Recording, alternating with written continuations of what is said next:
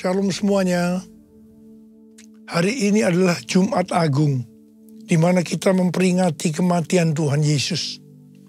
Kita akan merenungkan kembali kasih Tuhan Yesus yang luar biasa bagi kita semua. Yohanes 3 ayat 16 berkata, "Karena begitu besar kasih Allah akan dunia ini, sehingga Ia telah mengaruniakan anaknya yang tunggal, supaya setiap orang yang percaya kepadanya tidak binasa, melainkan beroleh hidup yang kekal." Ada apa dengan manusia sehingga Tuhan Yesus harus datang dalam dunia ini? Alkitab berkata, semua orang telah berbuat dosa dan telah kehilangan kemuliaan Allah. Upah dosa adalah maut, mati, tempatnya di neraka. Neraka adalah tempat yang sangat mengerikan. Jangan sampai masuk neraka. Karena itu Tuhan Yesus datang ke dalam dunia ini untuk menyelamatkan kita semua. Bagaimana cara Tuhan Yesus menyelamatkan kita? Alkitab berkata, Tuhan Yesus yang tidak mengenal dosa, dijadikan dosa oleh karena kita semua. Supaya di dalam Dia, yaitu mereka yang percaya kepada Tuhan Yesus, dibenarkan oleh Allah. Apa arti dari ayat ini? Tadi dikatakan, semua orang telah berbuat dosa dan telah kehilangan kemuliaan Allah. Upah dosa ialah maut, mati. Jadi Tuhan Yesus harus mati menggantikan saudara dan saya. Kalau kita melihat cara mati Tuhan Yesus, saya katakan sangat-sangat tidak manusiawi. Alkitab menuliskan ada 10 tahap penderitaan Tuhan Yesus.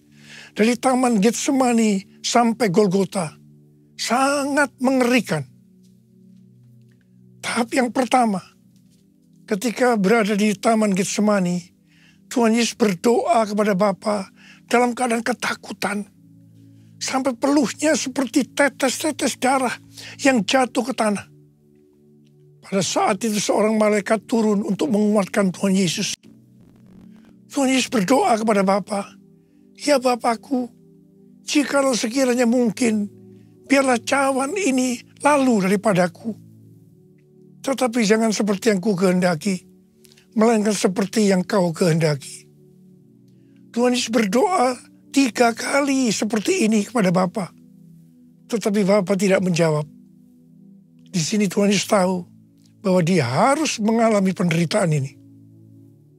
Di sini Tuhan Yesus mengajar kepada kita bahwa di dalam doa kita boleh menawar, tetapi jangan memaksakan kehendak. Bagi yang sekarang dalam keadaan ketakutan, kita harus ingat bahwa Tuhan Yesus pernah mengalami ketakutan untuk menebus dosa kita semua. Karena itu datanglah kepada Tuhan Yesus.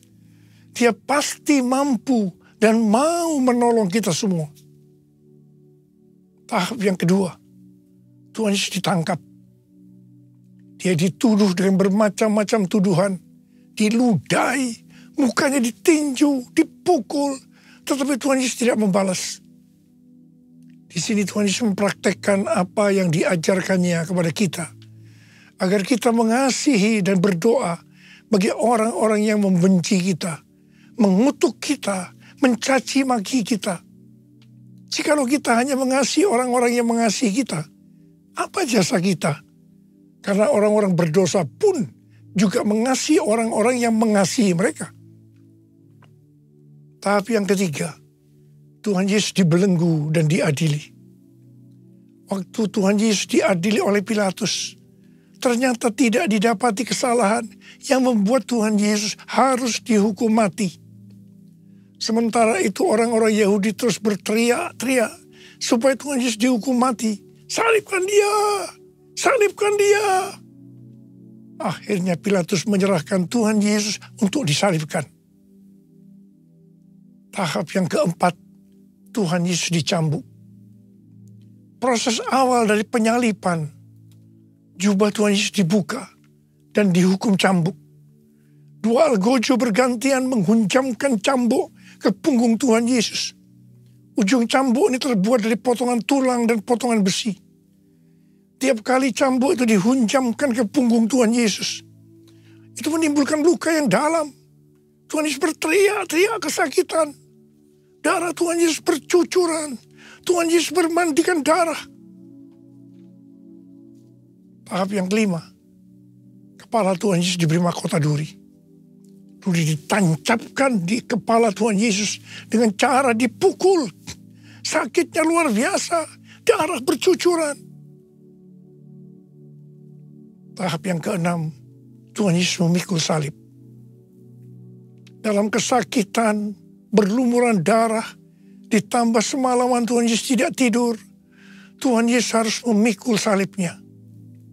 Tuhan Yesus jatuh bangun karena tidak kuat. Maka Simon dari Kirene disuruh menggantikannya. Tahap yang ketujuh. Tangan dan kaki Tuhan Yesus dipaku. Sakitnya luar biasa. Darah bercucuran. Tahap yang ke-8, Tuhan Yesus digantung di atas kayu salib. Pada saat itu Tuhan Yesus menderita secara lahir maupun batin. Secara lahir dia merasakan sakit yang luar biasa di sekujur tubuhnya.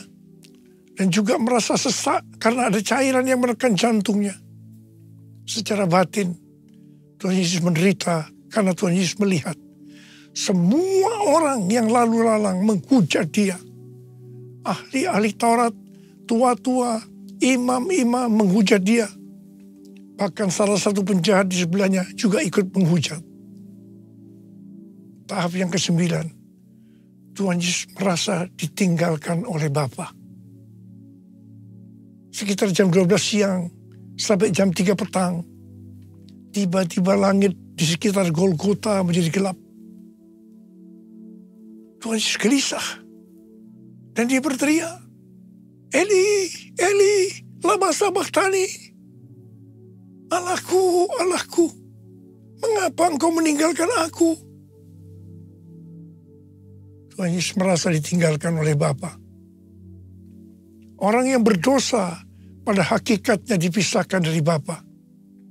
Jadi untuk menebus orang yang berdosa, maka Tuhan Yesus harus merasakan ditinggalkan oleh Bapa. Dipisahkan dari Bapa. Saya percaya ini adalah puncak penderitaan Tuhan Yesus. Penderitaan lainnya tidak ada artinya dibandingkan merasa ditinggalkan oleh Bapa. Bagi saya, kalau saya tidak bisa merasakan hadirat Tuhan, itu adalah hal yang paling berat dalam hidup saya. Karena itu saya setiap hari selalu menjaga langkah-langkah dalam hidup saya. Agar saya terus mengalami hadirat Tuhan. Kalau ada dosa, harus cepat diselesaikan. Supaya terus merasakan hadirat Tuhan. Saya berharap saudara juga melakukan hal yang sama seperti itu. Kalau ada di antara kita yang sudah tidak merasakan hadirat Tuhan. Dan kita menganggap itu hal yang biasa. Kita harus bertobat. Tidak ada yang lebih berbahagia daripada kalau kita berada dalam hadirat Tuhan. Sebab Alkitab berkata, di hadapanmu ada sukacita berlimpah-limpah. Artinya di dalam hadirat Tuhan ada sukacita dan kebahagiaan yang berlimpah-limpah.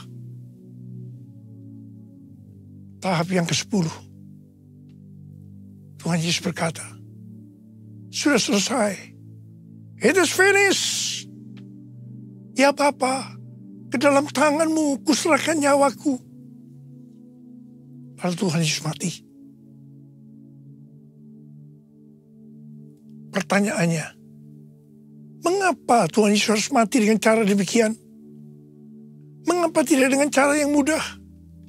Dipenggal kepalanya, selesai. Mengapa Tuhan Yesus harus mati dengan bermandikan darah?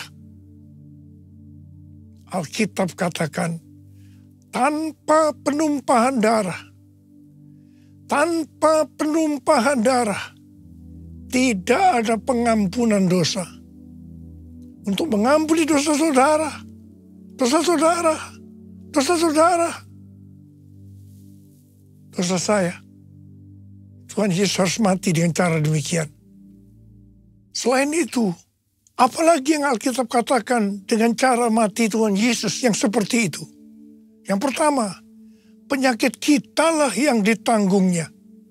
Yang kedua, penderitaan kita yang dipikulnya. Dan oleh bilur-bilurnya kita disembuhkan. Darah-Mu Yesus sucikan daku. Darah-Mu Yesus bebaskanku. Darah-Mu Yesus ubahkan daku. Ku dijadikan baru. Darah-Mu Yesus sucikan daku. Darah-Mu Yesus bebaskanku. Darah-Mu Yesus ubahkan daku. Ku dijadikan baru. Ku dijadikan baru. Tuhan Yesus mati karena dosa-dosa kita. Dia dikuburkan. Tapi pada hari yang ketiga, Dia dibangkitkan. Haleluya! Tuhan Yesus tidak selamanya mati. Tetapi pada hari yang ketiga, Tuhan Yesus dibangkitkan. Apa yang Alkitab katakan? Kalau sampai Tuhan Yesus tidak bangkit. Yang pertama, sia-sialah pemberitaan firman Tuhan. Saya di sini memberitakan firman Tuhan. Tidak ada artinya. Sia-sia. Tetapi puji Tuhan. Tuhan Yesus hidup. Tuhan Yesus bangkit. Pemberitaan firman Tuhan menjadi tidak sia-sia. Hal yang kedua. Kalau sampai Tuhan Yesus tidak bangkit. Sia-sialah kepercayaan kita.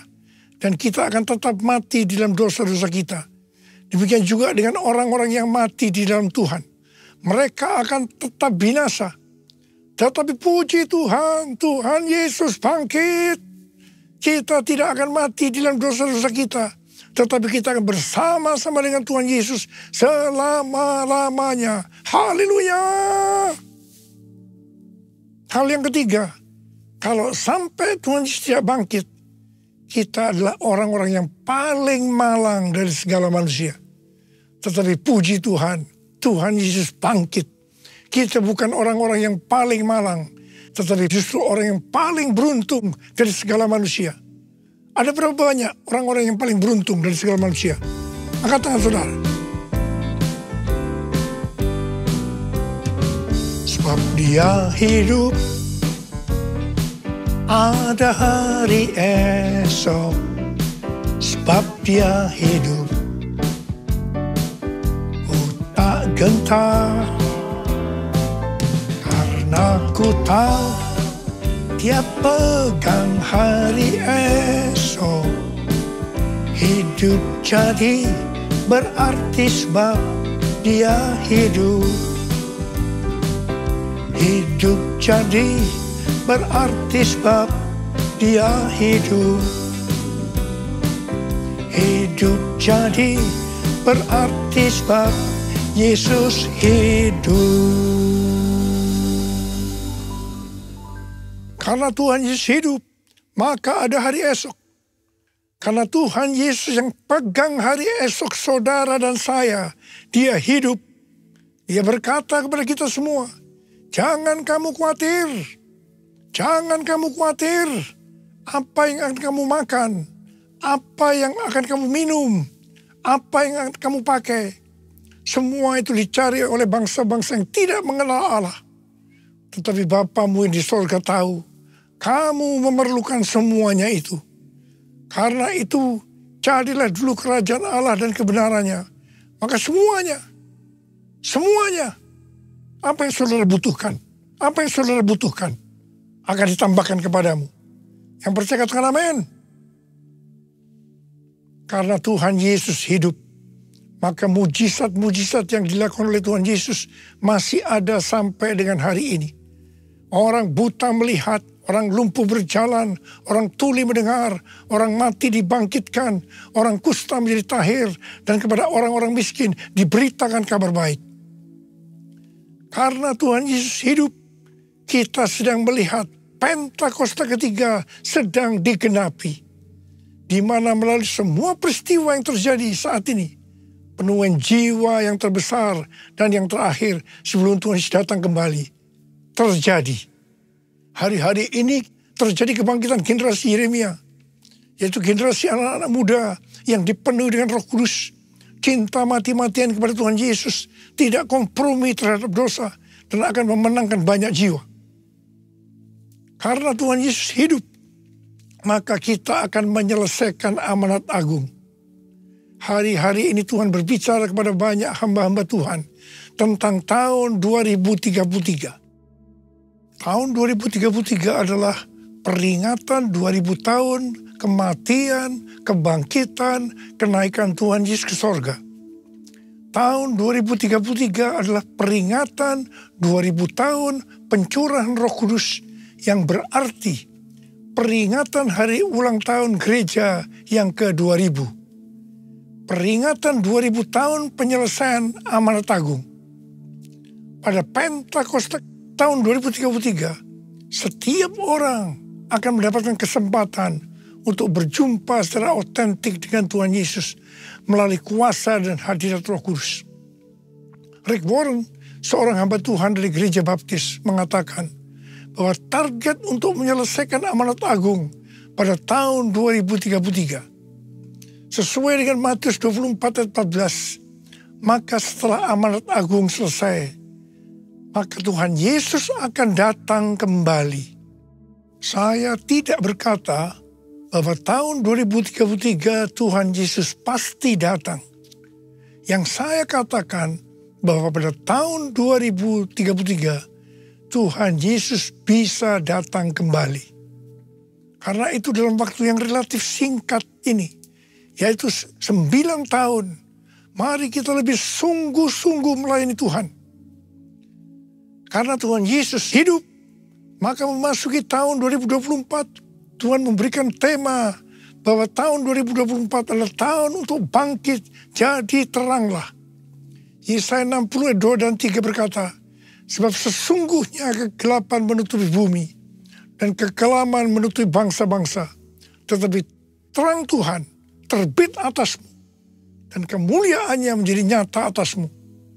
Bangsa-bangsa berduyun-duyun datang kepada terangmu dan raja-raja kepada cahaya yang terbit bagimu.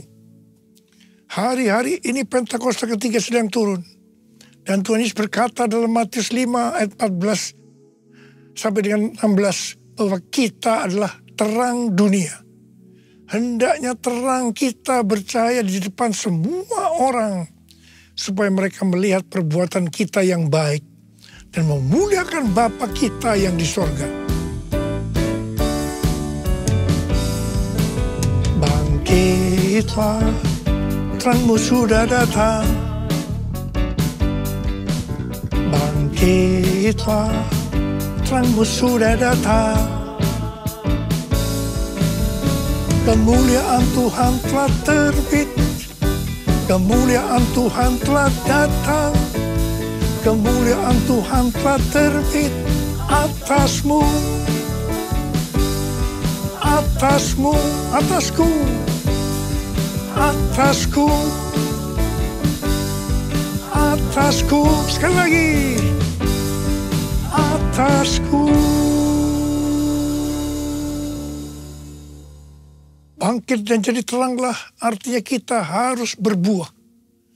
Tuhan Yesus berkata dalam Yohanes 15 ayat 1 dan 2. Akulah pokok anggur yang benar dan Bapakulah tukang kebunnya.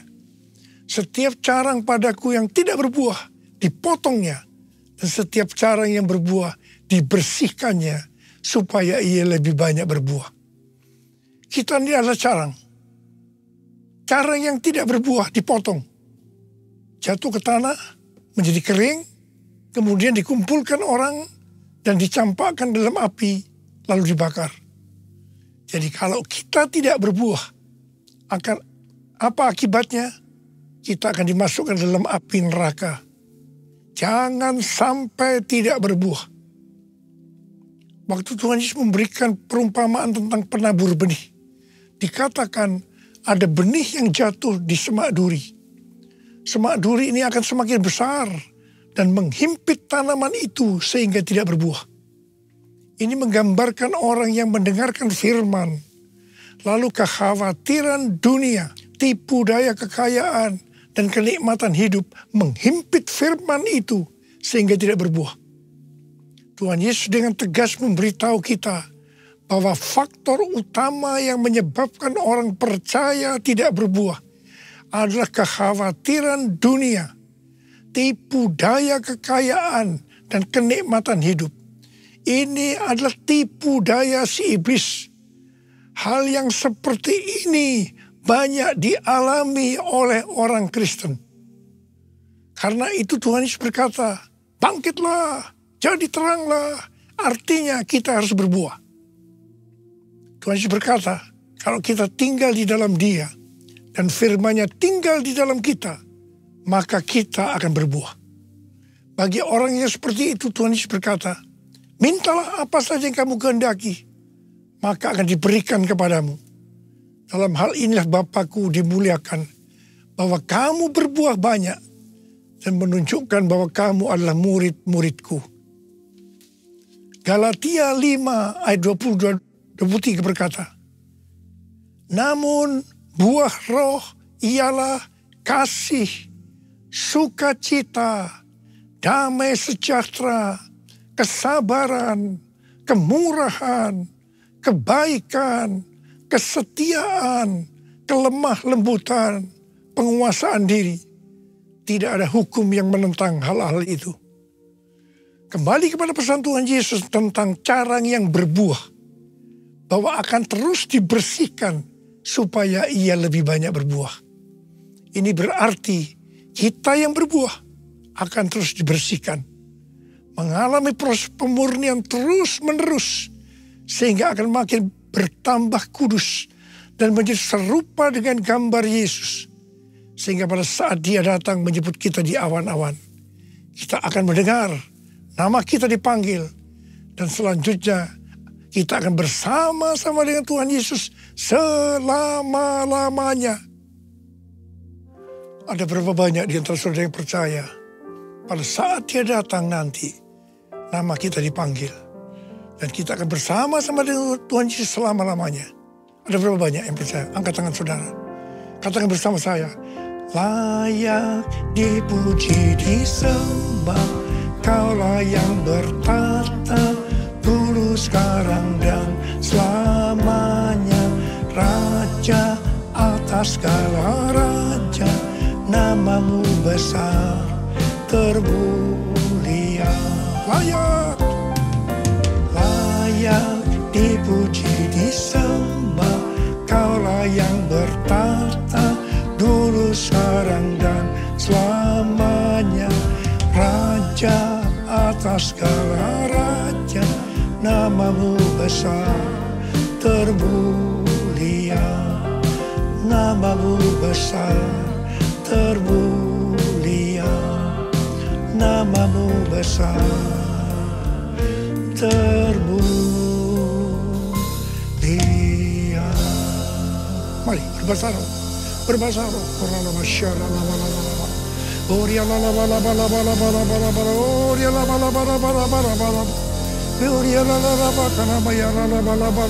Tuhan, pengurapan-Mu turun ke atas kami semua ya Tuhan. Kami mau bangkit jadi teranglah. Kami mau bangkit jadi teranglah. Ya Tuhan, ya Tuhan, ya Tuhan. Tuhan, terima kasih. Terima kasih Engkau berkati anak-anak-Mu semua ya Tuhan. Kau menyertai anak-anak-Mu semua. Terima kasih. Terima kasih, terima kasih dalam nama Yesus. Haleluya, haleluya, amin. Saudara-saudara, kita akan masuk dalam perjamuan kudus. Kita akan mengingat ayat ini. Sebab setiap kali kamu makan roti ini dan minum cawan ini, kamu memberitakan kematian Tuhan sampai Ia datang. Perjamuan kudus adalah perjamuan Tuhan Yesus sendiri. Setiap kali kita masuk dalam perjamuan kudus, Tuhan Yesus selalu berkata, biarlah ini menjadi peringatan akan aku. Karena itu mari arahkan hati kita kepada kebaikan Tuhan. Supaya kita lebih mengasihi Tuhan Yesus. Supaya kita lebih mengasihi satu dengan yang lain. Mari kita tundukkan kepala. Bapa, siapakah kami sebelum kami mengenal Engkau? Kami semua orang berdosa. Upah dosa adalah maut, mati. Tapi Engkau yang tidak berdosa telah dijadikan dosa oleh karena kami. Engkau harus turun dari surga mulia. Mati ganti kami dengan penderitaan yang luar biasa. Sungguh kalau kami pikirkan betapa baiknya Engkau ya Aba. Engkau jadikan kami sebagai anak-anak-Mu.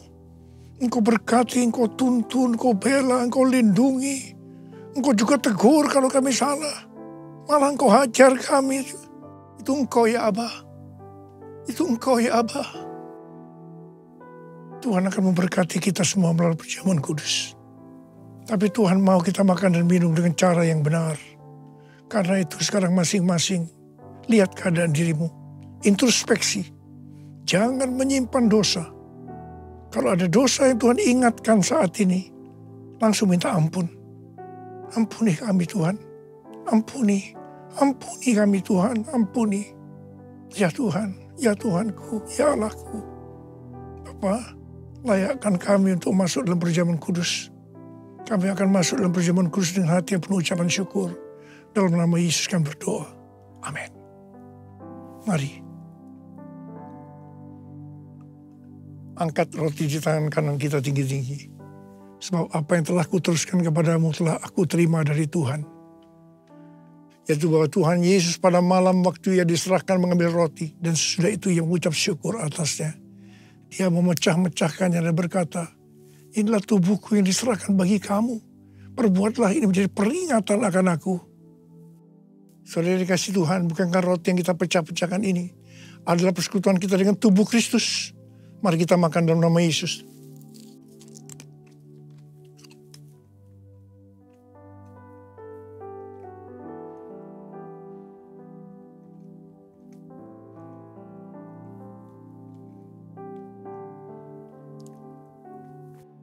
Angkat cawan di tangan kanan kita tinggi-tinggi.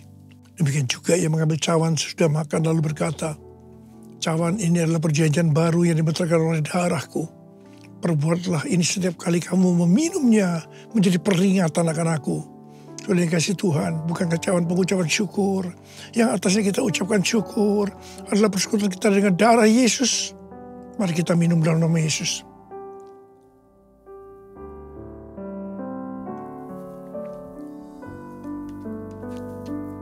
Angkat tangan kita di hadapan Tuhan. Ucapkan syukur dan terima kasih dengan suara, jangan diam. Tuhan, terima kasih Tuhan. Terima kasih Tuhan. Terima kasih ya Tuhan. Terima kasih. Terima kasih ya Tuhan. Terima kasih.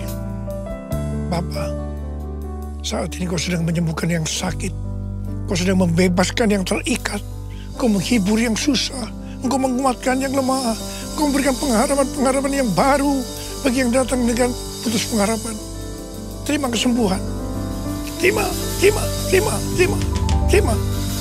Oh Tuhan, terima kasih. Terima kasih. Urapan-Mu turun ke atas kami semua. Urapi kami, Aba. Urapi kami, Aba. Urapi kami. Terima kasih, Yesusku. Terima kasih, Yesusku. Puji syukur hanya bagi Tuhanku. Terima kasih, Yesusku. Terima kasih, Yesusku. Puji syukur hanya bagi Tuhanku.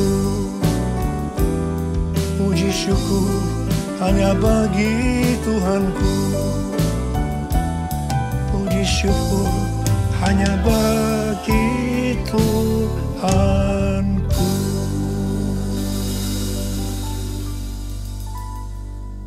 Sekarang terimalah berkat Tuhan. Kasih karunia berlimpah-limpah daripada Allah Bapa dalam Anak yang tunggal Yesus Kristus. Persekutuan yang manis dengan Roh Kudus menyertai kita semua. Mulai hari ini sampai Tuhan Yesus datang menjemput kita di awan-awan. Dan bahkan sampai selama-lamanya. Yang percaya bersama-sama katakan, amin. Oleh darah anak domba, mari katakan, oleh kesaksian kita, iblis dikalahkan, kuasanya dihancurkan oleh darah.